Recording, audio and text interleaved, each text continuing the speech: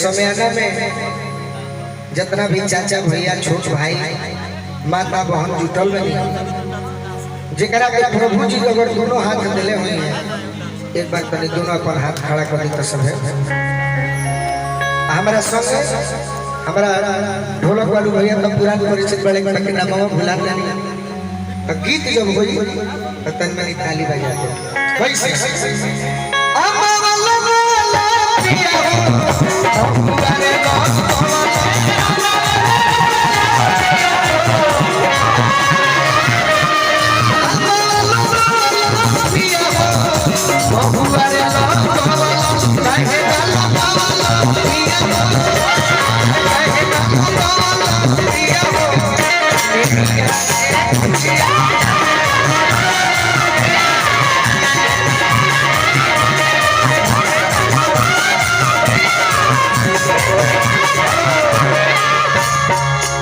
भैया के पुरस्कार मिलल तन मनी देखिए अब हमारा मजबूरी करावा सब फायदा कम से कम मत उठाई ना तो धोती कुर्ता तो पहले वाली ना एगो भैया पूछल भैया कपड़ा ना बदलो माने हमारे नहइला 3 महीना भइल कपड़ा कैसे बदलो हां माने 3 महीना जाड़ तक पहले कमे पड़ोले कि सबसे बेसी हमरे जाड़ा लागल कपड़ा पहने के मिलते नहीं तो कम से कम राव सब कनी हाथ उठा के सांस दे ता अच्छा लगे कैसे अम्मा वाला पिया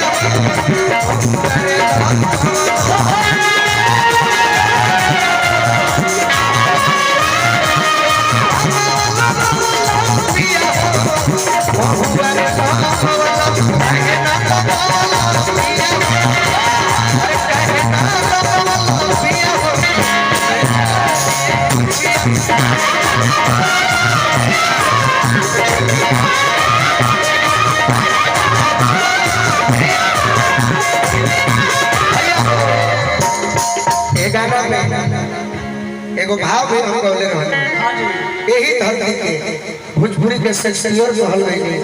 भिखारी ठाकुर जी पति देव कलकत्ता जाए के तैयारी कइले बाड़ो बाकी पत्नी रोक के कहत तरी के राजा जी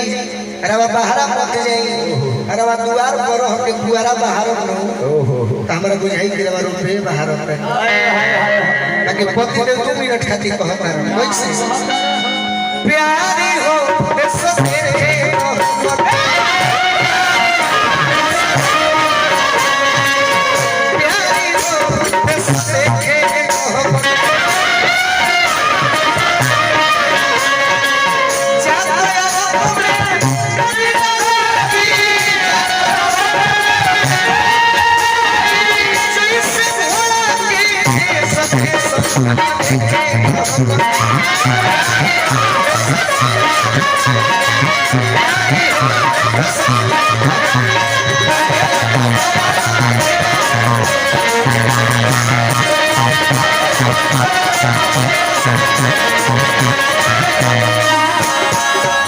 पति देव के जगह के मेहरारू सिखाओ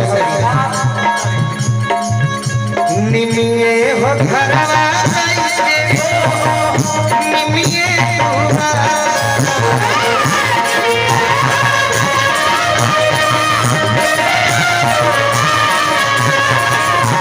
निमिए हो घरवा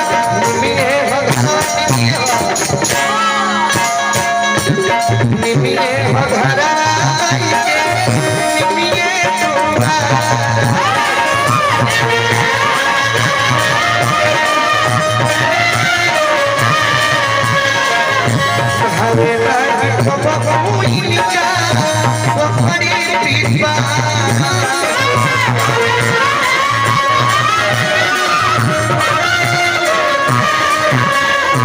अभी जो